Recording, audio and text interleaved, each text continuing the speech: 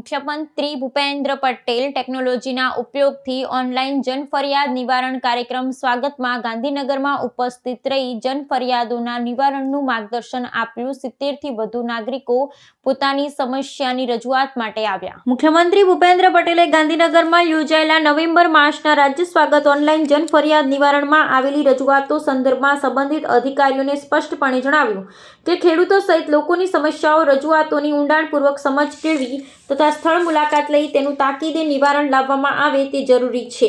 વડાપ્રધાન નરેન્દ્રભાઈ મોદીએ 2003માં શરૂ કરાવેલો રાજ્ય સ્વાગત કાર્યક્રમ નાગરિકોની સમસ્યાને સીધી જ સરકાર સમસ્યાના નિવારણથી લોકોના જીવનમાં હકારાત્મક બદલાવ લાવવાનું અસરકારક માધ્યમ બની રહ્યો છે। મુખ્યમંત્રી ભૂપેન્દ્ર પટેલે રાજ્યના નાગરિકોની સમસ્યાઓને હંમેશા પ્રાથમિકતા આપી તેમના ત્વરિત નિવારણ માટે પ્રતિબદ્ધતા દાખવી છે તેના સ્વાગત કાર્યક્રમમાં જોવા મળ્યા હતા।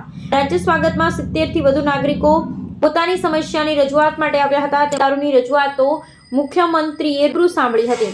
આ ઉપરાંત બાકીની રજૂઆત મુખ્યમંત્રી જનસંપર્ક એકમના અધિકારીઓ દ્વારા સાંભળીને સંબંધિત વિભાગો તથા જિલ્લા સ્તરના અધિકારીઓને કાર્યવાહી માટે મોકલવામાં આવી હતી। રાજ્ય સરકાર દ્વારા યોજાયેલા નવેમ્બર માસના જિલ્લા સ્વાગતની 1156 જેટલી રજૂઆતોની નિરાકરણ કાર્યવાહી જિલ્લા કક્ષાએ કરવા માટે જરૂરી પગલાં લેવામાં આવ્યા છે।